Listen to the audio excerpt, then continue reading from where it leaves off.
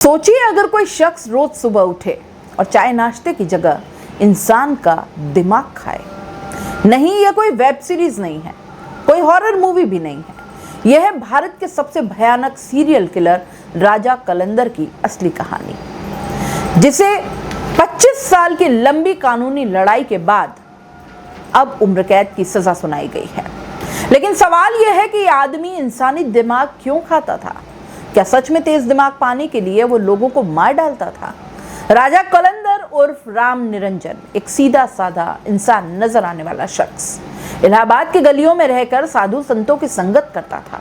बचपन से उसके अंदर एक अजीब सी सनक सवार थी, दुनिया का सबसे बुद्धिमान इंसान बनने की। कहता था कि अगर मेरा दिमाग सबसे तेज हो जाए तो मैं सब कुछ हासिल कर लूंगा।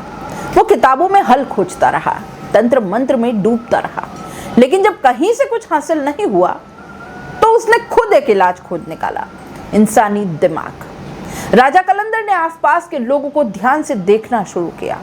जिसे वो समझता कि इसका दिमाग काफी तेज है, वो बन जाता उसका अगला शिकार।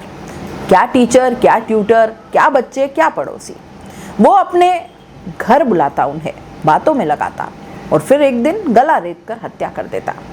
शरीर को तो नदी में फेंक देता या जला देता, लेकिन दिमाग को अपने पास रखता।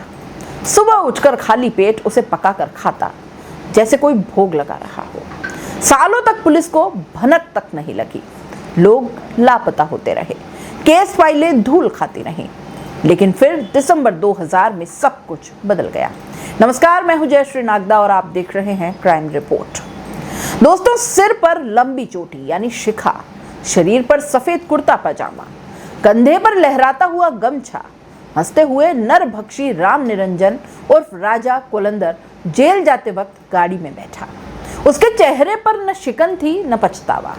वो पुलिसकर्मियों से हंसते हुए बातचीत करता हुआ नजर आया। लखनऊ कोर्ट ने शुक्रवार को रायबरेली के रहने वाले मनोज सिंह और उनके ड्राइवर रवि श्रीवास्तव की हत्या के मामले में कलंदर और उसके साले वक्षराज को उम्र कैद की सजा सुनाई। कलंदर ने अपनी सफाई में एक शब्द नहीं कहा, उल्टे खिलखिलाकर हंसने लगा। जेल जाते वक्त कलंदर और वक्षराज हंसी टिटोली ही करते दिखाई दिए। कलंदर और वक्षराज को कड़ी सुरक्षा के बीच लखनऊ जेल ले जाया गया, जहां से उन्हें उन्नाव जेल शिफ्ट कर दिया गया। राजा कलंदर ने 14 से ज्यादा हत्याओं की बात कबूली है दोस्तों। वो हत्या के बाद शव के टुकड़े टुकड़े कर डालता, मांस खा जाता, खोपड़ी से भेजा निकालकर उसे उबालकर सूप बनाकर पीता। राजा कलंदर प्रयागराज के शंकरगढ़ स्थित हिनौता गांव का रहने वाला है। साल 2000 में पहली बार प्रयागराज में पत्रकार धीरेन्द्र सिंह की हत्या के मामले में उसे गिरफ्तार किया गया। 2012 में इसी मामले में कलंदर और वक्षराज को इलाहाबाद कोर्ट ने उम्र कैद की सजा सुनाई। जज रोहित सिंह ने कहा कि यह मामला दुर्लभतम मामलों की श्रेणी में तो नहीं आता है, लेकिन यह पेशेवर और संगठित अपराध का स्पष्ट उदाहरण जरूर है। सिर्फ वृद्ध या गरीब होना सजा में छूट का कोई आधार नहीं हो सकता। इसके बाद उन्होंने कलंदर और वक्षराज को सजा सुना दी। उन्होंने कलंदर से पूछा कि क्या वो कुछ कहना चाहेगा, तो उसने बेफिक्री से जवाब दे दिया, साहब मुझे तो कुछ नहीं बोलना, जो भी सजा देंगे मंजूर है। सरकारी वकील जो ये पूरा केस लड़ रहा था, उसने कहा कोर्ट ने राजा कलंदर और वक्षराज को धारा 404 यानी मृतक की संपत्ति का दुरुपयोग के आरोप में तो दोष मुक्त कर दिया है, बाकी सभी धाराओं में सजा बरकरार है। सभी सजाएं एक साथ चलेंगी। दोषियों से वसूली गई जुर्माने की 40% राशि मनोज सिंह और रवि श्रीवास्तव के परिजनों को मुआवजे के रूप में दी जाएगी। शेष राशि राज्य सरकार को खर्च की भरपाई के लिए दी जाएगी। मनोज कुमार सिंह रायबरेली के हरचंदपुर के रहने वाले थे। उनके पिता शिव हर्ष ने FIR दर्ज कराई थी और इस FIR में था उनका बेटा मनोज कुमार सिंह और ड्राइवर रवि श्रीवास्तव 24 जनवरी 2000 को लखनऊ से रीवा के लिए टाटा सूमो से निकले। दोनों ने चारबाग रेलवे स्टेशन के पास से यात्रियों को बिठाया। इसमें एक महिला भी थी। इसके बाद मनोज और रवि न जाने कहां लापता हो गए। कई दिन तक दोनों का कुछ पता नहीं चला, तो नाका हिंडोला थाने में गुमशुदगी की रिपोर्ट दर्ज करवाई गई। पुलिस ने मनोज और रवि की तलाश शुरू कर दी। लखनऊ से रीवा तक के रास्ते को खंगाला, लेकिन कुछ पता नहीं चला। कई दिन बाद दोनों के शत विक्षत शव प्रयागराज के शंकरगढ़ के जंगलों से बरामद किए गए। दोनों के शव नग्न थे। टाटा सूमो का भी कुछ पता नहीं चला। 2000 के इस दोहरे हत्याकांड में पुलिस ने मार्च 2001 को चार्जशीट दाखिल की, लेकिन कुछ कानूनी वजह से मुकदमे की सुनवाई जो थी वो 2013 में शुरू हो पाई। मनोज सिंह की हत्या में राजा कुलंदर का नाम तब खुला जब राजा कुलंदर ने प्रयागराज में एक पत्रकार धीरेन्द्र सिंह की हत्या कर दी। जब पुलिस ने पत्रकार की हत्या के मामले की जांच शुरू की तो राजा कुलंदर के फार्म हाउस में कई लोगों के कटे हुए सिर मिले। यहां से मनोज सिंह का कोट मिला जिस पर रायबरेली के टेलर का नाम लिखा था। इसके अलावा मनोज सिंह से लूटी हुई टाटा सुमो भी फार्म हाउस से मिली, उस पर फूलन देवी का नाम लिखा था। पुलिस ने जब कोट और टाटा सुमो की जांच की तो कड़ियां जुड़ती हुई मनोज सिंह तक जा पहुंची। इसके बाद मनोज सिंह और रवि श्रीवास्तव की हत्या में राजा कुलंदर का नाम भी सामने आया। जांच हुई, पूछताछ हुई, पता चला कि मनोज और रवि टाटा सुमो की सर्विस करवाने लखनऊ आए थे। जब वो वापस लौट रहे थे तो चारबाग के पास राजा कुलंदर, उसकी पत्नी फूलन देवी और साले बख्शराज ने गाड़ी रुकवाई। राजा कुलंदर ने मनोज से कहा कि उसकी पत्नी की तबीयत खराब है, गाड़ी से प्रयागराज यानी तब वो इलाहाबाद था तब तक छोड़ दीजिए। राजा कुलंदर ने 1500 रुपए में टाटा सुमो बुक की। इसके बाद सब लोग इलाहाबाद के लिए चले गए। मनोज रायबरेली के हरचंदपुर में रुके क्योंकि जनवरी की ठंड थी। ऐसे में मनोज ने कोट और कुछ ऊनी कपड़े रखे, फिर प्रयागराज के लिए रवाना हो गए। कई दिनों तक दोनों वापस नहीं लौटे तो परिवार ने तलाश शुरू कर दी। बाद में उनके शत विक्षत शव प्रयागराज के बॉर्डर पर शंकरगढ़ के जंगल में मिले। प्रयागराज में पत्रकार धीरेन्द्र सिंह का 14 दिसंबर 2000 को शव मिलता है। इस हत्याकांड की भी जांच होती है। जांच करते हुए पुलिस पहली बार राजा कुलंदर तक पहुंची। पुलिस ने उसे गिरफ्तार किया, सख्ती से पूछा तो उसने जुर्म कबूल कर लिया। राजा कुलंदर ने ही अब पुलिस को बताया कि एक मामले में पत्रकार धीरेन्द्र के भाई ने मेरे खिलाफ एफआईआर करा दी। तभी तय कर लिया था कि धीरेन्द्र सिंह की हत्या करनी है।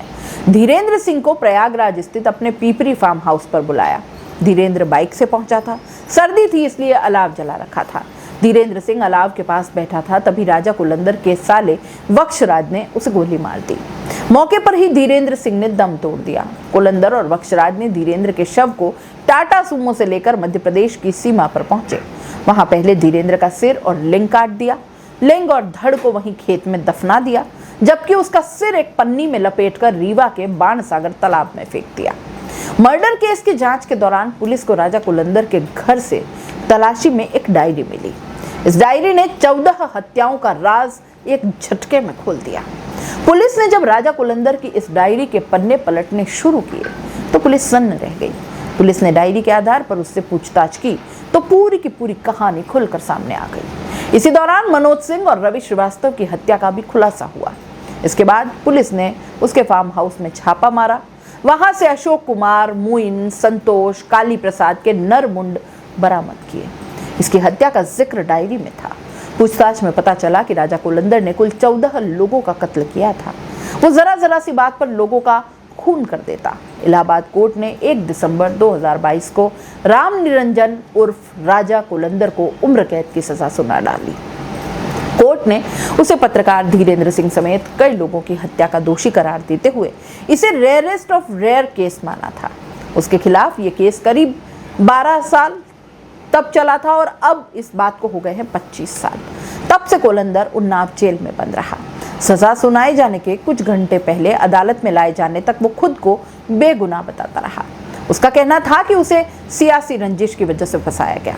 हालांकि तमाम पत्रकारों और गांव वालों की मौजूदगी में की गई छापेमारी में फार्म हाउस से 14 नरमुंड बरामद होने की बात पर वो कोई जवाब नहीं दे पाया। ओटीटी प्लेटफॉर्म नेटफ्लिक्स पर राजा कुलंदर पर आधारित एक वेब सीरीज भी बनाई गई। सीरीज का नाम था Indian predator the diary of a serial killer.